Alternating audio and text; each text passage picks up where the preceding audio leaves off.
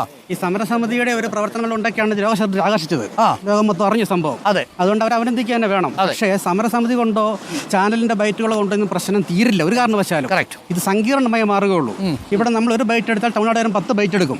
സംഭവം അങ്ങനെ കയറിക്കൊണ്ടിരിക്കുകയാണ്. അപ്പം നമുക്ക് ചെയ്യേണ്ടത്, ഇവിടെ നമ്മുടെ സമരസമിതിയിൽ അച്ഛന്മാരൊക്കെ ഉണ്ടായിരുന്നു, പള്ളി അച്ഛന്മാരും ഉണ്ടായിരുന്നു. അവരൊക്കെ നല്ല പ്രവർത്തനം കാഴ്ചവെച്ചത്. അപ്പോൾ ഇങ്ങനെയുള്ള ഇവിടെയുള്ള സഭകൾക്ക് തമിഴ്നാട്ടിൽ അവിടെയും സഭകളുണ്ട്. അപ്പോൾ ഇവിടെയുള്ള അച്ഛന്മാരെ അവിടെയുള്ള അച്ഛന്മാരുടെ അടുത്ത് ഇതിന്റെ അവസ്ഥകൾ പറഞ്ഞ് ബോധ്യപ്പെടുത്തണം. എന്നിട്ട് അവിടെയുള്ള സഭകളിൽ ഇതിനെക്കുറിച്ച് ചർച്ച ചെയ്യിക്കണം.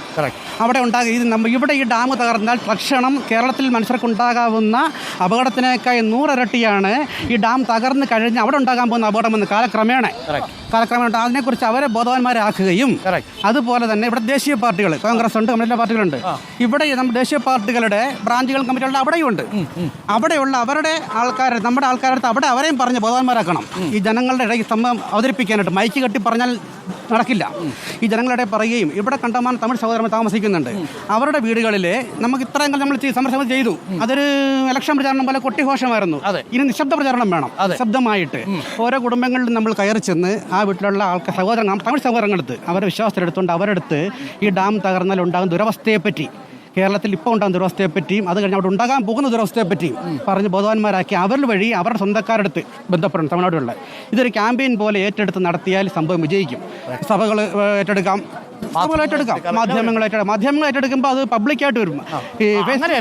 ഫേസ്ബുക്ക് നവമാധ്യമങ്ങൾ സൈലൻ്റ് ആയിട്ട് പ്രവർത്തിച്ച് തമിഴ്നാട്ടിലെ ജനങ്ങളുടെ വിശ്വാസം ആർജിച്ചാൽ നടക്കും. അല്ലെങ്കിൽ ഇത് നടക്കില്ല. സുപ്രീം കോടതി വിധികൾ നമുക്കറിയാം, നടപ്പാക്കാൻ പറ്റാത്ത നിരവധി ഉണ്ട്. എക്സാക്ട്ലി. വളരെ പ്രധാനപ്പെട്ട പേരെന്തായിരുന്നു നമ്മുടെ? എൻ്റെ പേര് സിജു പറയുന്ന വളരെ പ്രധാനപ്പെട്ട ഒരു പോയിന്റ് ഉണ്ട്. ഇതാണ് യഥാർത്ഥത്തിൽ ഈ മുല്ലപ്പെരിയാറിൽ നമ്മൾക്ക് ചെയ്യാൻ കഴിയുന്ന മാർഗം. വലിയ രീതിയിലുള്ള ഈ പറയുന്ന ആളിക്കത്തലിക്കലുകളല്ല ആവശ്യം. സാധാരണക്കാരായ മനുഷ്യരെ വിശ്വാസത്തിലെടുക്കാൻ ഇപ്പോൾ അദ്ദേഹം പറയുന്നു, ഈ സഭ ഈ സമരത്തിൽ ഏർപ്പെട്ടിരുന്നു. തമിഴ്നാട്ടിലും സഭയുണ്ടല്ലോ, നമ്മുടെ ഇതേ സഭയുടെ നിയന്ത്രണത്തിലാണ് തമിഴ്നാട്ടിലും സഭകളുള്ളത്. ആ സഭകളുമായി സഭാതലത്തിൽ ചർച്ച സാധ്യമാക്കിക്കൂടെ?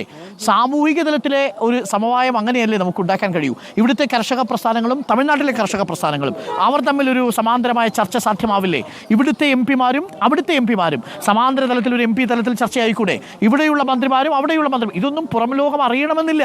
ഇതൊരു സമവായം ഉണ്ടാക്കി ഒരു സമൂഹത്തിൻ്റെ വിശ്വാസത്തെ ഉറപ്പിക്കുന്ന ഒരു പരിപാടി കൂടിയാണ്. അതിനുകൂടി നമ്മുടെ സർക്കാർ മുൻകൈ എടുക്കണം. അത്ര എളുപ്പത്തിൽ ഒരൊറ്റ ഉത്തരവിൽ നമുക്ക് നടപ്പിലാക്കാൻ പറ്റുന്ന ഒന്നല്ല മുല്ലപ്പെരിയാർ വിഷയം. സിജോയും സെന്തിൽകുമാറും വളരെ കൃത്യമായി നോക്കൂ. ഇവിടുത്തെ ഏറ്റവും സാധാരണക്കാരായ മനുഷ്യർക്ക് പോലും മുല്ലപ്പെരിയാർ വിഷയത്തിൻ്റെ സങ്കീർണത എന്താണ് എന്ന് ബോധ്യമാണ്. അതെല്ലാം മറന്നുകൊണ്ടുള്ള പ്രചരണങ്ങൾ നമ്മൾ നിഷ്കരുണം തള്ളിക്കളയണം. അതങ്ങനെ ഒറ്റ വാചകത്തിൽ ഒരൊറ്റ തീരുമാനത്തിൽ ഡാം പൊളിക്ക്, പുതിയ ഡാം ഉണ്ടാക്ക്, അങ്ങനെയല്ല നമ്മളത് പറയേണ്ടത്. വിശ്വാസത്തിലെടുത്ത് അതിനൊരു രാഷ്ട്രീയമായിട്ടുള്ള ഒരു തലമുണ്ട്. ആ തലം കൂടി അഡ്രസ്സ് ചെയ്തുകൊണ്ട് വേണം നടക്കാൻ. കക്ഷി രാഷ്ട്രീയത്തിന് അത് വിട്ടുകൊടുക്കാൻ പാടില്ല. I appreciate Sijo. ഇതാണ് ഏറ്റവും പ്രധാനപ്പെട്ട നിർദ്ദേശം. എനിക്ക് തോന്നുന്നു ഈ ശബ്ദങ്ങൾ തേടിയാണ് റിപ്പോർട്ടർ ഇടുക്കിയിലേക്ക് വന്നത്, മുല്ലപ്പെരിയാറിലേക്ക് വന്നത്. അവിടെ നിന്ന് നമ്മൾ കേട്ട ഈ ശബ്ദങ്ങൾ നമുക്ക് വലിയ പ്രതീക്ഷ നൽകുന്നതാണ്, ആശങ്കയേക്കാളപ്പുറം. നമസ്കാരം, എന്താ പേര്? ഗോപി. പൊതുപ്രവർത്തകനാണ്. ഇപ്പോൾ നമ്മൾ പല നിർദ്ദേശങ്ങൾ വന്നു. അതിൽ ഒരു നിർദ്ദേശം എന്ന് പറയുന്നത് MP തലത്തിലൊരു ചർച്ചയ്ക്ക് UDF ഒരുക്കമാണ് എന്ന് ഡീൻ കുര്യാക്കോസ് അറിയിച്ചിട്ടുണ്ട്. നമ്മുടെ സർക്കാർ ഒരു നിർദ്ദേശം മുന്നോട്ട് വെച്ചാൽ മതി. ഇപ്പോൾ റോഷി വരും, റോഷി അഗസ്റ്റിനും. സാധാരണക്കാരായ മനുഷ്യർ പറയുന്നു സഭാതലത്തിൽ ചർച്ചകൾ നടക്കണം. മതപരമായിട്ടാണെങ്കിൽ അങ്ങനെ, കർഷകരെ വെച്ചുകൊണ്ട് ചർച്ച നടത്തി തമിഴ്നാട്ടുകാരെ വിശ്വാസത്തിലെടുക്കണം. അങ്ങനെ ഒരു നീക്കം കൂടി നമ്മൾ നടത്തണ്ടേ? തീർച്ചയായും. അതിന് തമിഴ്നാട്ടിലെ കർഷകരെ കൂടെ വിശ്വാസത്തിലെടുത്ത്, അവിടെ ഭരിക്കുമ്പോൾ എതിർ രാഷ്ട്രീയ പാർട്ടി അവരെ കൂടെ വിശ്വാസത്തിലെടുത്ത് അവിടെ ഒരു ചർച്ച സംഘടിപ്പിച്ചിട്ട് വേണം രണ്ട് സംസ്ഥാനങ്ങളും കേന്ദ്രത്തിൻ്റെ നേതൃത്വത്തിൽ നടത്തി വേണം ഇതിന് പരിഹാരം ഉണ്ടാക്കാൻ. കറക്റ്റ്. ഏറ്റവും പ്രധാനപ്പെട്ട കാര്യം അതാണ്. അവിടെയുള്ള ആളുകളെ കൂടി വിശ്വാസത്തിലെടുക്കണം.